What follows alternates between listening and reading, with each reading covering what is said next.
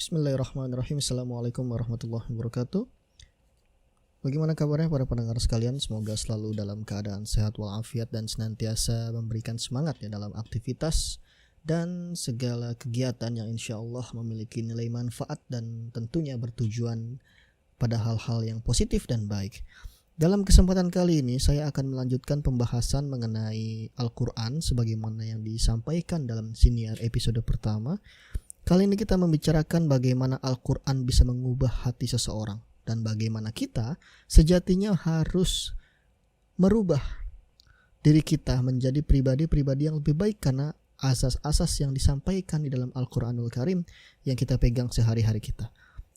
Nah, melihat Al-Quran di dalam ranah sejarah, kita melihat bagaimana Al-Quran turun secara munajaman atau berangsur-angsur yang bertujuan untuk menanamkan pemahaman, memudahkan dalam menghafalkan, sehingga ketika dihadapkan dengan suatu permasalahan, maka hukum-hukum dapat disampaikan secara komprehensif dan jelas, tanpa adanya kebingungan ataupun keraguan yang disebabkan oleh kurang hafalnya atau kurang pahamnya terhadap satu atau dua dari isi Al-Quranul Karim ini.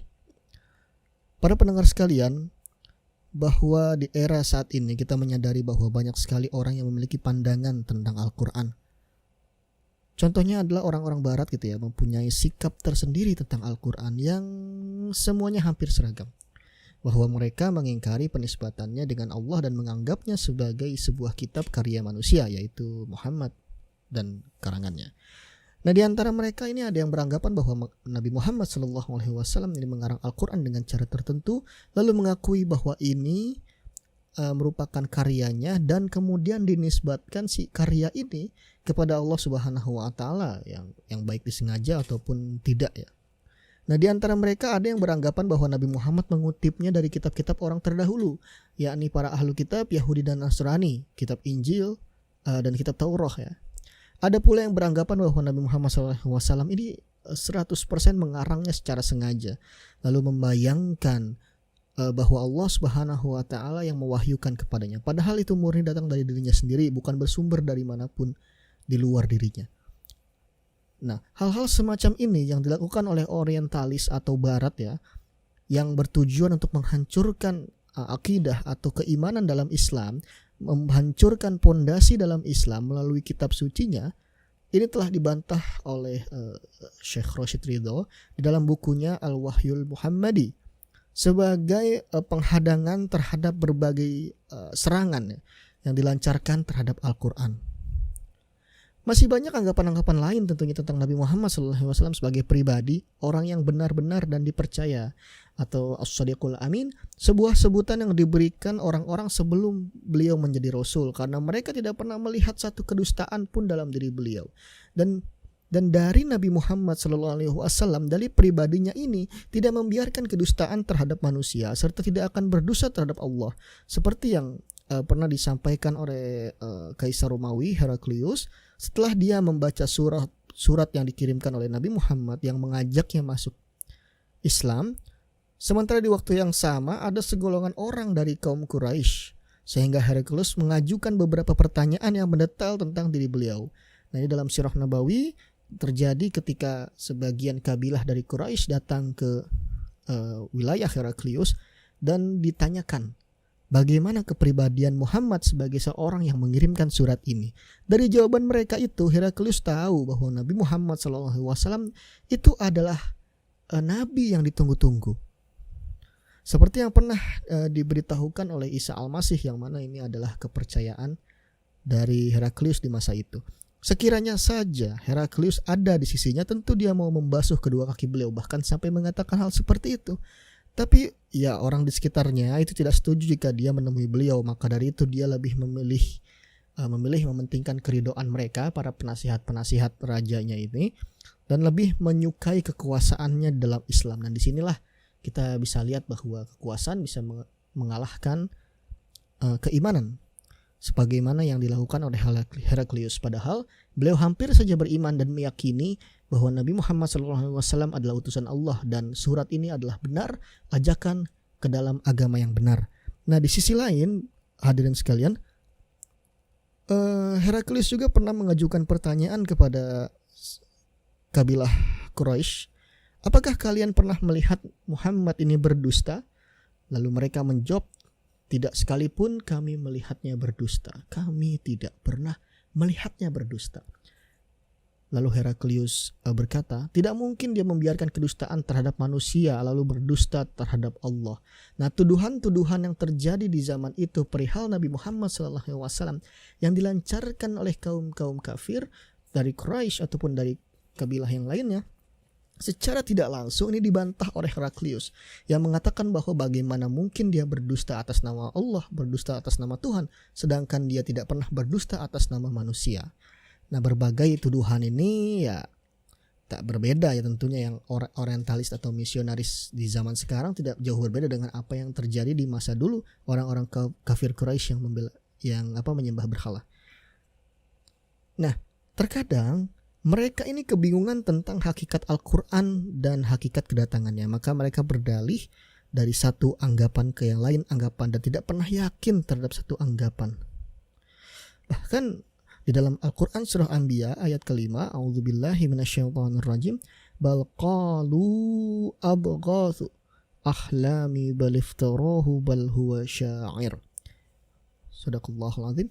Bahkan mereka berkata pula Al-Quran ini adalah mimpi-mimpi yang galut, malah diada-adakannya, bahkan dia sendiri adalah seorang penyair. Tetapi kemudian Al-Quran di sini mengalahkan semua anggapan mereka tentang hujjah dan berbagai keterangan itu, sehingga mereka pun beriman kepadanya, meninggalkan kesombongannya dan taklid kepada nenek moyang, serta tidak lagi mengikuti hawa nafsu mereka. Nah, orang-orang yang tadinya pernah memusuhi Al-Quran itu sebagian berubah menjadi pendukung dan pembelanya. Al-Quran yang tadinya ia benci menjadi cahaya di hati mereka dan sesuatu yang mereka mencintainya. Nah, disinilah kenapa banyak sekali turning point orang-orang di masa itu yang tadinya benci, yang tadinya memerangi Islam, ketika dihadapkan dengan Al-Quran dengan segala fakta yang ada, maka hati mereka menjadi luluh dan melihat dari berbagai perspektif, sehingga pada akhirnya mereka meyakini bahwa ini adalah kalimat Allah, ini adalah kalam Allah yang benar dan harus diimani. Dengan begitu, dari Al-Quran ini bisa saja membuka pintu-pintu hidayah bagi orang yang pada masa itu mungkin masih belum beriman kepada Nabi Muhammad SAW. Tapi ketika mereka mendengarkan ataupun membaca salah pesan dari Al-Quran, mereka bisa beriman karenanya.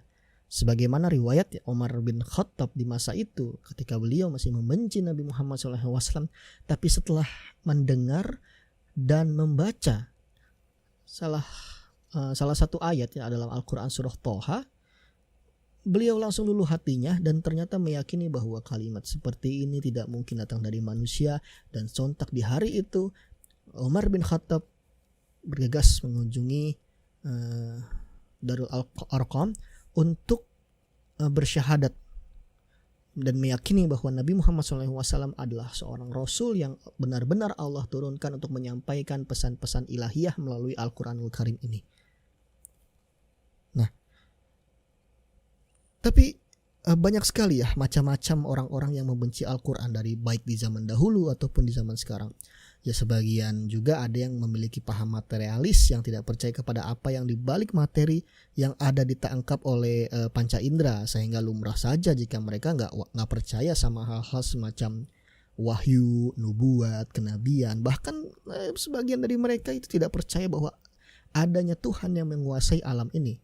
Tidak pula percaya kepada roh manusia. Ya, inilah adalah sebuah kebingungan yang terjadi yang sudah ada di zaman dahulu hingga zaman sekarang. Terlebih lagi di zaman sekarang kita bisa melihat bahwa gerakan penghancuran akidah, semacam tanda kutip dakwah ateisme, itu sudah mulai merambat ke kita. Mulai dari agnostisisme. Agnostics adalah sebagaimana kita melihat orang lain percaya akan Tuhan tapi tidak percaya sama agama, yang tentu saja hadirin sekalian ini adalah kekeliruan dan yang membingungkan. Nah, tidak heran ya jika mereka juga mengingkari semua kitab yang diturunkan. Mereka akan mengingkari rasul-rasul yang diutus. Mereka juga semua pesan-pesan ataupun garis sejarah yang menurut mereka tidak bisa dibuktikan secara logika, maka itu tidak ada atau salah. Nah, mereka-mereka ini identiknya para penganut ilmu logika yang ditunjang dengan filsafat materialisme itu. Sehingga nggak aneh ya jika mereka mengingkari kenabian Muhammad dan menganggap Al-Quran adalah kreasi manusia. Nah, yang salah satu yang tak habis pikir adalah sikap para orientalis dan misionis yang meyakini kenabian Musa dan Isa, yang percaya unsur ketuhanan dalam kitab Taurat dan Injil, yang keduanya dianggap berasal dari sisi Allah dan Allah sucikan mereka, meskipun isinya sudah mengalami berbagai macam perubahan dan penyimpangan. Nah, sebab berkaca pada sejarah, Taurat yang asli pernah terbakar musnah di tangan pasukan Babylon saat menyerbu Bani Israel, sehingga Taurat itu tidak ada bekasnya sedikit pun selama puluhan tahun. Kemudian muncul Azra yang menulis Taurat dari hafalannya dan diriwayatkan oleh orang-orang sekitar itu juga. Maka tidak mengherankan jika isinya menyerupai perkiraan dan anggapan serta adanya penyimpangan lafaz-lafaz maupun makna. Nah, di sini gambaran seperti ini dapat kita lihat dalam kitab-kitab Taurat yang beredar dari zaman sekarang, yang ada distorsi terhadap hakikat Allah yang menciptakan, yang mestinya disifati dengan segala aktivitas yang sempurna dan terhindar dari segala macam kekurangan. Ya, karena by nature atau mungkin defaultnya adalah ketika ini adalah kalamullah, maka itu adalah kitab yang sempurna tanpa adanya kekurangan, tidak adanya miskonsepsi. Sebagaimana Al-Quran yang kita pegang itu berisi dengan penuh kesempurnaan baik dari lafaz maupun maknanya. Nah, di sini tanpa merendahkan atau pemahaman agama lain ya, bahwa sementara di sini Taurat di dalam kitab, salah satu kitab Genesis atau Kejadian, ini menyifati Allah dengan kebodohan, kelemahan atau sifat menyesal, dengki dan yang lain-lainnya. Yang itu semua berasal dari sifat manusia yang tentu saja punya kekurangan. Nah, hal ini juga serupa ya, distorsi semacam ini juga pernah diarahkan kepada para nabi dan rasul yang diutus Allah sebagai pemberi petunjuk dan pengajar manusia, serta teladan yang baik bagi mereka, sehingga mereka bisa mengambil dari petunjuknya dan belajar dari perkataannya. Nah, di sini Taurat menisbatkan berbagai kekurangan kepada para nabi dan rasul dari perilaku yang buruk, dan hanya layak dilakukan oleh orang-orang yang hina, yang tentu saja ini bisa jadi ketika nabi atau rasul melakukan sesuatu yang buruk, ini bisa saja mencederai sifat wajib bagi rasul, yang mana dalam Islam bahwa nabi dan rasul terkenal dengan salah satu sifatnya adalah maksum ya. Nah, inilah sebagian kecil dari apa yang terjadi dengan kitab Taurat, sesuatu kitab yang juga harus kita imani keberadaannya dan proses turunnya. Lalu bagaimana dengan kitab Injil yang Allah turunkan kepada Nabi Isa Al-Masih alaihi salam? Nah, ini pun sama ya, Injil yang asli tidak dikenal dan tidak didapatkan dimanapun. Sebagaimana yang beredar pada zaman sekarang hanyalah sekadar kisah yang ditulis oleh orang-orang sepeninggal Isa Al-Masih, yaitu sebagian murid-muridnya yang terkenal, sebagaimana periwayatannya sering dituliskan di situ, kayak Lukas, Matius, dan lain sebagainya, yang mana mereka dipercaya sebagai murid-murid Nabi Isa alaihi salam dengan suatu bahasa yang tidak menunjukkan sebagai naskah asli tentunya. Nah, dari sini kita melihat bahwa perbedaan Al-Quran dengan kitab-kitab sebelumnya, tanpa kita menafikan keimanan kita terhadap kitab-kitab sebelum Al-Quran, kita bisa melihat bahwa Al-Quran ini berisi kesempurnaan, yang mana pesan-pesan yang tanda kutip sempat hilang di zaman Taurat, atau pesan-pesan yang dianggap oleh manusia itu tidak relevan, itu disempurnakan di dalam Al-Quran, sehingga beberapa hukum ada yang sama, ada yang berbeda, yang mana Allah Subhanahu wa Ta'ala lebih mengetahui hikmah ataupun alasan-alasan yang tepat untuk hal ini. Nah, lalu apalah artinya dari kitab-kitab sebelumnya, Taurat dan Injil yang ada pada zaman sekarang jika dibandingkan dengan Al-Quran, yang bahkan tak seorang pun berani menambahi atau mengurangi satu huruf? Allah berfirman, sesungguhnya kamilah yang menurunkan Al-Quran, dan sesungguhnya kami yang benar-benar memeliharanya. Itu bisa dibaca di dalam Al-Quran surah Al-Hijr ayat 9. Nah, di sini kita bisa melihat bahwa bagaimana seseorang pun jika saja ingin mencoba untuk mengubah isi Al-Quran, maka akan sangat banyak orang-orang yang bisa mengoreksinya. Mengingat kita bisa lihat ya, banyak sekali hafizul Quran dari berbagai penjuru dunia, yang mana semua orang dunia ini tidak berasal dari satu bahasa yang sama, dari suku yang sama. Dan masing-masing orang yang mencoba menghafal Al-Quran dari seluruh dunia ini pasti mendapatkan effort yang tidak begitu mudah, terlebih yang bukan berbahasa ibu bahasa Arab, yang memiliki lahjah atau lajnah yang berbeda-beda. Nah di sini siapapun orang yang berakal, kita juga tidak akan sudi membandingkan antara Taurat dan Injil dengan Al-Quran, kitab yang abadi dan terang dalam bimbingan, susunan kalimat, bentuknya atau isi kandungan dan pengaruh-pengaruhnya yang ada di dalam kitab tersebut. Nah oleh karena itu dapat kita simpulkan bahwa Al-Quranul Karim adalah kitab yang terpelihara. Salah satu kekhususan Al-Quran sendiri adalah terpeliharanya isi Al-Quran. Ya, tadi menggunakan ayat tadi ya, Al-Hijr ayat 9, bahwa Allah Subhanahu wa taala berfirman yang artinya sesungguhnya kamilah yang menurunkan Al-Quran dan sesungguhnya kami yang benar-benar memeliharanya. Sampai tiba di suatu masa di yaumil akhir nanti, Allah akan mengangkat segala hafalan manusia terhadap Al-Quran, segala tulisan yang menandakan bahwa akan berakhirnya zaman-zaman ini, di saat manusia dalam keadaan keterasingan, orang-orang soleh dalam keterasingan, dan nilai-nilai agama, nilai-nilai positif dalam kehidupan sudah semakin tergerus oleh nafsu manusia. Nah di sini Allah Subhanahu wa taala memelihara yang maknanya adalah Allah menjaga dari segala macam penyimpangan dan pengubahan yang bisa dialami oleh naskah apapun, ya enggak cuma kitab-kitab suci, buku-buku informasi, sains, ilmu pengetahuan segala macam itu pun masih bisa diadakan penyimpangan. Terlebih dalam kitab suci yang kesucian inilah yang membedakan antara kitab suci dengan buku-buku lain. Nah Allah Subhanahu wa taala memelihara dengan artian bahwa lafaz dan maknanya akan terjaga sampai Allah angkat di waktu yang Ia tentukan. Kejadian ini tentu menjadi tanggung jawab bagi kita semua untuk mempelajari Al-Quran sehingga Al-Quran kita dapat secara sempurna tersampaikan dari generasi ke generasi. Dan tak hanya itu, dengan menunjukkan nilai-nilai Al-Quran pada dalam keseharian kita, itu insya Allah bahwa Al-Quran akan tetap berada di dalam hati kita. Itu aja mungkin untuk siniar edisi kali ini. Semoga bisa diambil manfaatnya. Semoga kita bisa senantiasa perlahan demi perlahan, step by step, mempelajari isi Al-Quran dan mengetahui kedudukan Al-Quran dalam kehidupan kita. Dan kita juga senantiasa memberikan kesempatan bagi diri kita untuk terus mengaji dan mengkaji isi Al-Quran kita sebagai bentuk penghambaan kepada Allah Subhanahu wa taala. Allahumma fa'na bima 'allamtana wa 'alimna ma yanfa'una warzuqna 'uluman tanfa'una fid dini wad dunya wal akhirah.